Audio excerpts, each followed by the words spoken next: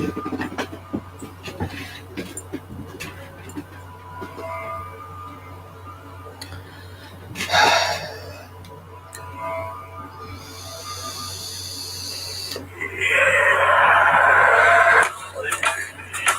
everyone. Hail and welcome. I see some people are tuning in live already. Hello, Demetrius. Hello, Matthias. Good to see you, friends. Hail and welcome to our final episode of the Hávamál studies here on Midgard Musings. Thank you so much for tuning in today. As always, my name is Jesse, and I am your humble host. Thank you so much for being my very, very welcome guest this week and always. If you're a first-time watcher of this page and of this channel, thank you so much for tuning in, first of all. Hopefully you'll become a fan on the Facebook page by clicking the thumbs up button on the page and giving it a like, and then also subscribing to the YouTube channel, which for those of you who are watching on Facebook Live now, if you go to the title of this video, you will see a link to the YouTube channel. Click on that, click the bell notification, and you are a subscriber, not just a subscriber, but you are a supporter of Midgard Musings and everything that I do here on this page and on this channel.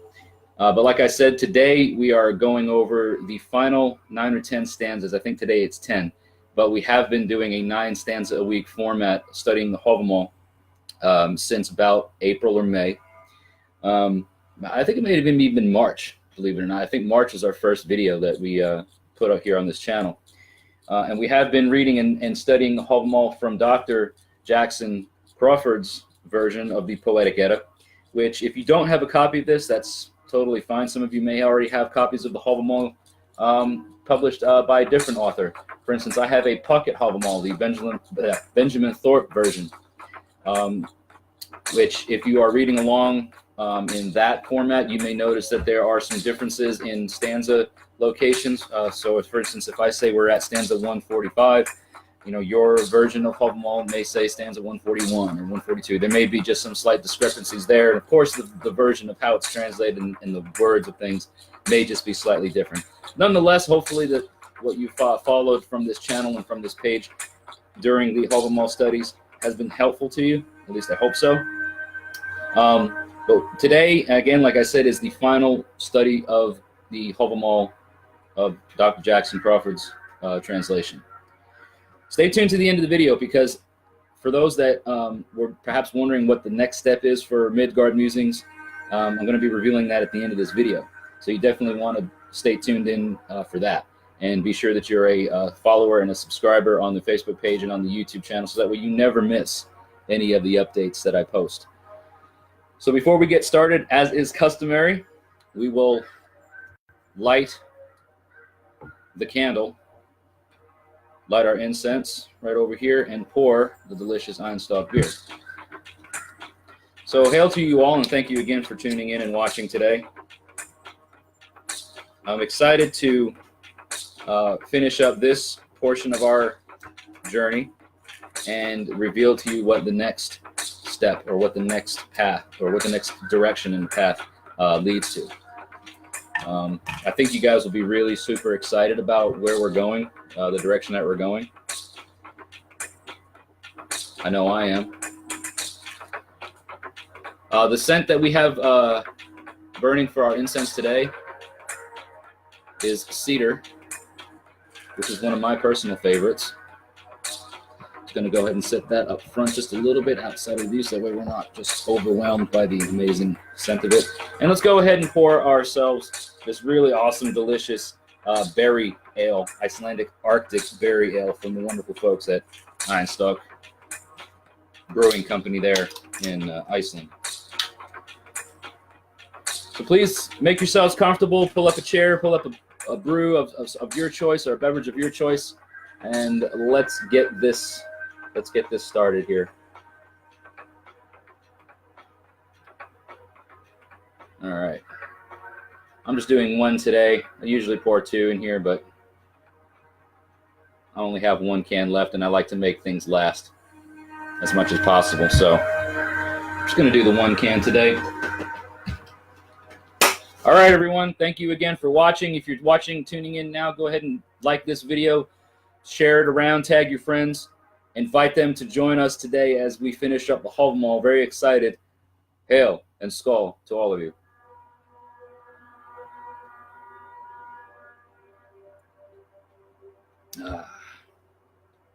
Super, super refreshing. I don't drink beer a whole lot because I'm trying to watch my girlish figure. But the Einstock is one of those ones that I absolutely thoroughly enjoy, no matter what it is. Typically, I'm more of a porter or stout type of a beer drinker, but this ale right here is just very, very refreshing, very enjoyable, and hits the spot. Thank you for watching, Billy. See a few other people up there in the comment section. So thank you all again for watching today. We're going to get started right now into finishing up the Hávamál. It's been a wild ride, guys. You know, I've learned a lot. I hope everyone else who's been tuning in has maybe gained some new knowledge of the words of Odin, the words of the High One, who has graced us with his knowledge in the text of the Hávamál. So today we're going to be starting off in stanza 154, because last week we ended at stanza 153. And in, like I said, in Dr. Jackson Crawford's translation, it finishes in stanza 164. And I believe if you have like the Benjamin Thorpe version, yours will probably end at stanza 162, which is what this says. But again, we're wrapping it up for today. Thank you all again so much for this wonderful honor that you've given me of sharing these videos each week with you, and for your constant support. We're at 461 subscribers, by the way, on the YouTube channel. So if you don't know already, or if you didn't realize, we're pushing for 500 subscribers. So if you haven't already subscribed to the channel, please do so. Follow the link in the title of the video. Become a subscriber on the YouTube channel.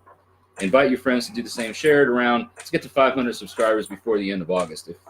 I feel like that's very, very possible and very doable. All right, so enough of the chit-chat. Let's learn some things. We're finishing up, like I said, the Hávamál. This is the final portion of the Hávamál. Is called Runeshol, and it's the tally of the rune songs or the spells that the Allfather knows. It doesn't tell us exactly how to cast them. All that he says is that he knows them and what they're for. All right, so stanza 154 is the beginning where he says he knows a 9th spell. If he says, I know a 9th spell if a need arises for me to save a ship upon the sea. I can calm the wind upon the waves and soothe the sea to sleep. And you know, guys, I think that what we can take from these, because I was thinking about these, some of these spells earlier in the week, and what they could possibly mean for us in modern times, you know, as heathens who are trying to follow the old ways in modern times. You know, I feel like some of these things are maybe somewhat like metaphors of things, if you will. Not necessarily for us nowadays that you know, we may not necessarily need to know a spell on how to calm a literal sea at or storm at sea, or a ship that's in tumultuous waters, but that we may have things going on in our lives that are, you know, troubling to us, and that have stirred up the seas in our lives, and that we're on these ships, we're traveling these paths, and we're traversing these waters, and that it can be helpful to know a spell, like for instance the one that can calm the wind upon the waves, and that can cause the sea to sleep and just everything to sort of settle down or simmer down. That's my thoughts on things, and as I've always said, I'm open and welcome to dialogue and conversation in the comment section. So if you feel that there's something that's important to glean from this particular stanza and the ones I'm about to read, please drop them in the comments. I'd love to see the comment section of these videos, because whether or not I address them live on the video, I always try to respond to each and every one of them. So that's what my take is on these stanzas, and we're going to continue on. Stanza 155 is, I know a 10th spell. If I see witches at play in the air, I can cast this spell so that they get lost, so they can't find their skins, so they can't find their minds. I don't know if anybody else has dealings with witches these days. I know a few. They're pretty cool, actually. They're good friends of mine. But you know how that word translates from the old text into modern. I know Dr. Crawford is a leading authority in Old Norse and in transliterating an old, not even used language anymore to terms of that we can all understand in modern times. But that, yeah, this, whether it was literal witches or spellcasters and whatnot at the time, how to sort of throw them off course, if you will. Witches may sometimes be looked upon in a sort of negative connotation. So those out there that maybe are dealing with, magic that is harmful in a way, or those who would want to do harm to you with their magic, that you have the ability to throw them off course, so to speak. Stanza 156, I know an 11th spell. If I lead old friends into a battle, I enchant their shields so that they will have the victory. They will go to battle unharmed and return from battle unharmed. They will come home without harm. So I feel like that could be a very valuable thing for us to know on how to manipulate our forces and our magic as heathens in the Norse persuasion of things, especially when it comes to rune magic and stabs and things like that. Is we may not be going forth into literal physical battle, but there are things that sometimes our friends will need our help with, and they would look to us for protection or look to us for some sort of guidance. And if the time calls for it, that's appropriate, we can, give them things to sort of protect them on their way, protect them in their battles, 157 is, I know a 12th spell. If I see hanging from a tree a dead man's corpse, I carve some runes and paint them, and then that corpse will walk and speak with me. And it's a curious thing. I'm not really sure why we would ever want that. I'm not sure why we would ever want to bring the dead back to life, or bring things that are dead in our lives back to life. I'm looking at these stanzas in somewhat of a literal sense. I'm trying to understand the spirit behind it, if you will, or the meaning behind it. But Odin says that he knows a spell that can bring a corpse back to life. So whether there are things in our lives that we may need further answers of or from, things that have died ahead of us, or that are no longer able to give us that feedback, there may be things that we can do to sort of reinvigorate or rejuvenate or resurrect those dead or deceased ideas or things that could possibly be of help to us. Stanza 158. I know a 13th spell. If I sprinkle water upon a newborn boy, he will never be killed. Even if he goes into battle, that man will not die from violence. All right, so again, it's for us in modern times and things, we're not necessarily going to have a whole lot of instances where we will know that the newborn or the new thing in our life. It's kind of interesting because as I'm saying this and as I'm thinking about it, we're talking about newborn babies being born, and at the time, that the Hávamál was written when there was conflict between nations and clans and parts of medieval Scandinavia where it was different tribes were at war against each other. That was an important thing to kind of consider. It was you wanted your offspring to live and carry on your name. But for us now in heathen, as modern heathens now, what we can look at this possibly meaning is that the things that we have that are coming forth new in our lives, that there's forces out there that would want to do us harm. And that there's spells out, this particular spell that Odin knows, that these may be things that we can look to empower ourselves with to protect us against those negative forces. We're all sort of bound by fate, if you will. We all have a fate that is predetermined that we cannot change. But that as we travel through this path of life, and as we each, weave our own web of weird, if you will, that we can take those precautionary measures to protect and arm ourselves against those negative forces that would do us harm. Stanza 159, I know a 14th spell. It allows me to count all the gods for men. I know the names of all the gods and elves, and few who are fools can say that. So I feel like, that's part of our, it's part of what we should be doing as heathens, and is just to know our pantheon and to know the gods, not just, maybe the top 3 or 4 or 5 that we tend to, want to honor and deal with on a regular basis, but to understand and know all of them, because they all have an important role. They all are there for a reason.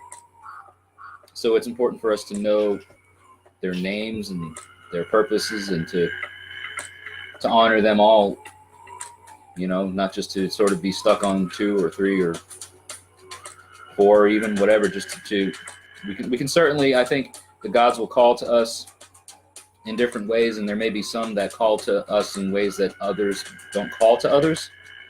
There's, for instance, there's ones who I know of that, may have a closer interest in Frey, or Frigg, or even some of the lesser known gods, if you will, in the pantheon, such as, Njord, and,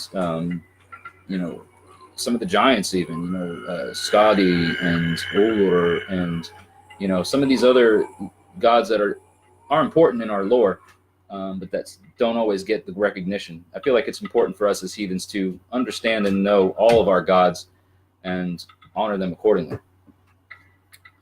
because there are few who are fools who can say that they know that. All right, so stanza 160, we only have about 5 left to go before the end of the Hávamál. Odin says, I know a 15th spell. I'm about to butcher a name here, so forgive me. The dwarf Þjóðfreyr cast it upon Deling's door.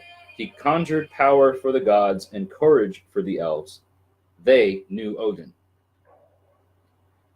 To be honest, I don't really have much of insight on this particular one, because this is kind of specific, that a dwarf knew a specific spell that Odin also knows, and that this dwarf also knew, and he cast it. And it conjured the power of the gods. Courage for the elves, and they knew Odin. I feel like that can maybe a nod towards something that we should all, kind of like what it was in the previous one, know the names of your deities, and know the names of the pantheon and the gods and the elves and some of the lesser known. They're all important. They were all put down in our lore for a reason. Conjure the power of the gods, bring courage, get to know the All-Father. Stanza 161 is, I know a 16th spell. If I want to win over a cunning woman and have her all to myself, I can change the mind of that lovely armed beauty and win her favor for myself. All right, guys, be careful with this one. Be careful with this one. Odin's one of those ones. He has a whole portion here in the Hávamál that we've already covered of his, love poems, and the ways that he would woo women, or ones that he felt drawn to and attracted to. Be careful with this one. I will say that speaking from experience. Just be careful with it, and then that's all. I think we probably all think of something in our lives that we can glean from as to why I would say something like that. But just be cautious with things like that. Stanza 162. I know a 17th spell to prevent a beautiful woman from shunning me. Lord Fafnir, all these spells would be useful to you all your life. They would profit you if you learned them. They'd do you good if you remembered them. They'd suit your needs if you could use them. So you kind of see a theme between this one and the previous stanza, that Odin knows a spell not only how to win over a cunning woman, but also knows a spell to prevent such a woman from shunning him.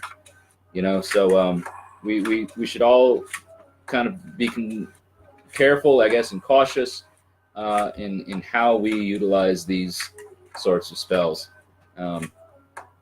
Because I guess one of the many things that the All-Father is known for is attracting or keeping women close to him and doing things that benefit him in the long run, but that will sometimes hurt those that he gets associated with. I don't want to say hurt, but he's kind of got this. If you look back in some of the previous stanzas and see, with like Billing's daughter and things where he was kind of tricked in a way, his spells, I think now are designed to maybe not let that happen again. He doesn't want to get, wool pulled over his eyes in any way. He always wants to be the one that stays on top, regardless. So some things to be cautious of, I think, some things to consider. There's the final and 18th spell that Odin knows. Stanza 163. I know an 18th spell, which I will never teach to a girl or a woman, unless maybe to the one I call my wife or my sister. It is much better that one alone should know this, which is the last of the spells. And that's all that Odin has to say about that. Doesn't tell us what it's for, doesn't tell us why he knows it, what it's used for, or anything like that. All he says is that he knows that he wants to use it, that only one person should know it, and that if any other person should know it, he would never tell it to a girl or a woman unless that woman is his wife or sister. So everyone, the final stanza for today is stanza 164. This wraps up the Hávamál. And he says, now the words of the one-eyed are heard in Valhalla for the benefit of humans, for the harm of giants, health to you who speak them, health to you who know them, joy to you who learn them, health to you who hear them. And with that being said, everyone, that concludes the Hávamál. It's been several months now that we've been going over these words and these stanzas and these pieces of advice and these words of wisdom from the All-Father.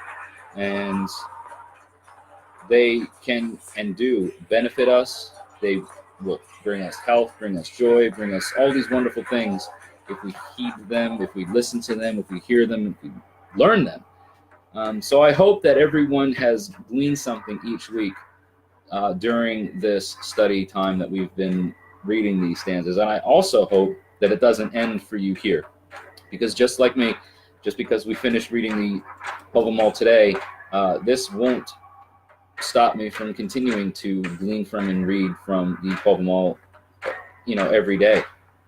Even if it's just one stanza, pick a random stanza, or read it sort of regularly, because there are things that are contained in this book, in this poem, that help us as heathens grow. So, you're probably wondering now we're at the end of the Hávamál, what is next for Midgard Musings here on this page and on this channel? Well, my friends, when one door closes, another one opens. And just as we heard from Odin, that these are words and these are things that we want to learn from and get joy from and gain knowledge from to help better our community. The next series of videos that I want to focus on will be some words from a different author, one who's very well respected in the heathen community in terms of providing us with knowledge of things that are important for us as heathens in our worldview. So what I'm referring to and what we will be discussing starting next week, next Sunday, is words contained in this book here, which is called We Are Our Deeds. You can pick this up online. My wife got it for me. I can't remember exactly where she got it, but she picked it up for me online. This is a book which is it's called We Are Our Deeds, The Elder Heathenry, Its Ethic and Thu by Eric Wodening. What's contained in here is a lot of important information that surrounds the heathen worldview. And by Thu, what we're going to be discussing over the series of the next probably 10 or 12 weeks, I think, will be some things that are specific sort of laws or specific words that were very important to the elder heathen in times that are long since gone. Things that should be important to us as heathens now to continue and further our worldview. So tune in next week, next Sunday. We're going to be doing it same sort of way, same time, which is 7 o'clock Central Standard Time, here on this Facebook page. If you guys that are watching on YouTube are not fans of the Facebook page, go down into the description of this video. There'll be a link to the Facebook page in the description. Just click on that link, like the page, and join me here every week at 7 o'clock Central Standard Time. For those of you that are watching on Facebook, if you're not followers or subscribers on the YouTube channel, definitely please do so, because that helps continue and grow this this community in ways that I can't even, like I'd say I have such a great vision, you know, for this page and for this project, Midgard Musings. All of us here together are helping build and grow our heathen community. So please tune in next week at 7 o'clock Central Standard Time as we start the first of about 12 videos talking about some things contained in We Are Our Deeds. And if you don't have a version of this book already, I would definitely urge you to get one. It's not that hard to find online. And if you have it, read along with me. So thank you all again so much for tuning in this week. It's been wonderful getting to learn the Hávamál with you know, everyone here that's been watching these last, you know, number of months. And I'm looking forward to continuing to grow with all of you as we continue our path reading We Are Our Deeds together. It's not going to be the whole entire book. I'm gonna go into some more details of that probably later on this week on the Facebook page, just to kind of give you an idea of what we're talking about. But it's definitely going to be some things, like I said, that are points that we should all be considering to incorporate into our heathen practices. So tune in again, like I said, next week, Sunday at 7 o'clock Central Standard Time for that. Thank you all so much for watching. I see all your wonderful comments down there. I will be replying to each and every one of you after this video is over. Please share this video around, tag your friends, like, comment, and subscribe to Midgard Musings on YouTube. Thank you all again. I'll see you all again in the next video. Hail and Skull.